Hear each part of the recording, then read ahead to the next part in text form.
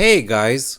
Welcome to a new episode of my big time journey, and in this video I'm going to discuss class rankings from both a solo and multiplayer perspective. In my previous video I started with Time Warrior and leveled him all the way to 15 when I got better pocket watches for the other classes, so I decided to give them a try as well. I played with all 4 classes until around level 10, and I'll go over their strengths and weaknesses. Comment down below which one you think ended up as my all-round winner, and let me know your favorite as well. Stick till the end of the video to see my verdict and reasoning. Let's start off with a quick recap of Warrior gameplay. He is a master of melee AoE using Whirlwind and Hue, while also possessing crowd control abilities in the form of Barbarian Shout. I have to mention that for most of my alts I used higher level gear that I looted from my warrior runs, but there are still obvious differences in playstyles and strength. As with all melee classes, equipping a better weapon is instantly gratifying as your damage is mostly weapon dependent. This also counters the annoying energy draining insects which deplete your energy pool if you hug their melee range. Another advantage would be the ability to spec as a tank, which allows you to resist more hits, redirecting them from your allies using Taunt. As far as disadvantages go, Mega Clocky mini bosses are more difficult to deal with as you have to constantly dodge their abilities in melee range, and getting hit by one can also stun your character. As you saw in my previous clip, when trying to solo dungeons you'll have to take plenty of breaks as self-healing abilities are almost non-existent for warriors.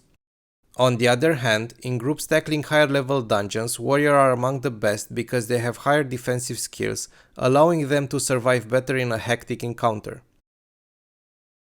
The other pure melee damage class is the Shadow Blade, which is the rogue equivalent, deadly when left unchecked and attacking from behind. The feeling of dual wielding fast attacking weapons is unmatched, especially with high accuracy, causing damage meters to explode. Shadow Blade's skill tree includes a wide variety of single target stuns and knockbacks, making it a pain to encounter in PvP scenarios. In solo dungeons, he faces the same time-consuming drawbacks as the warrior, being forced to take multiple breaks in order to recover his health. On the other hand, Mega Clockies and Bug Tanks are easily disposed of as their attacks often have charging animations, making it easier for Shadow Blades to attack from the back and use multiplier such as Backstab. While in groups, Shadow Blades are an extremely mobile asset, frequently being used to sprint ahead and then teleport the entire group to their location using summon party potions. Lower defenses are something to keep in mind when trying to solo larger groups of enemies. Overall, I feel like Shadow Blades are extremely powerful in 1v1 scenarios and in group dungeons, pretty much to be expected judging by their skill sets. Next up is the Quantum Fixer Big Times Healing class. He uses heavy armor set and a shield, which makes him one of the sturdier classes, similar to Holy Paladins from World of Warcraft. As I mentioned in my first video, items do not have class requirements but rather need a certain amount of stat points in order to be equipped, making it possible and extremely enjoyable to build hybrids such as a heavy strength Quantum Fixer, acting as a bruiser with self-sustain abilities through heals. To be honest, I was a bit reluctant at first, but soloing dungeons without ever stopping for breaks was addictive to say the least. Even after level 10, I could easily farm dungeons 4+ levels higher, and I think that range could be increased with a better weapon. Playing with a shield lowers your damage output but adds a layer of defense by increasing your block chance.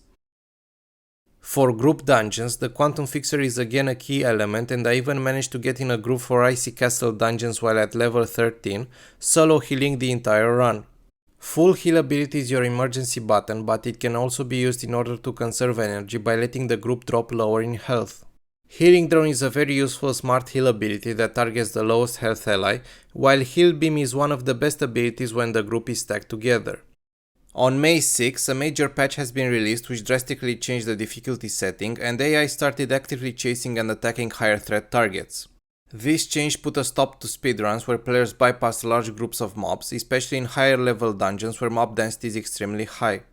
I love this change as it is aimed towards a healthy game development, with endgame content being way more challenging. The only weakness I found for Quantum Fixers were the energy draining insects, which can prove lethal if you're fighting multiple groups of enemies at the same time. Last but not least was the Chronomancer, which is the Firecaster glass cannon, and I wanted to try it out sooner as Mage was my main character in World of Warcraft. His main abilities are fire damaging ones, both single target as well as AoE. I have to say that even in starter gear you can one-shot elites, so the feeling of uncontrollable power was certainly present, which in my opinion is the definition of this class. However, this is also his weakness, as glass cannons have extremely low defenses, making it a challenge to solo dungeons quickly. This is counterbalanced by max ranging your enemies and trying to kill them before they can reach you. A very interesting design was the Chronomancer staff, which doesn't deal melee damage but instead shoots fire darts at enemies, and its special attack is a knockback.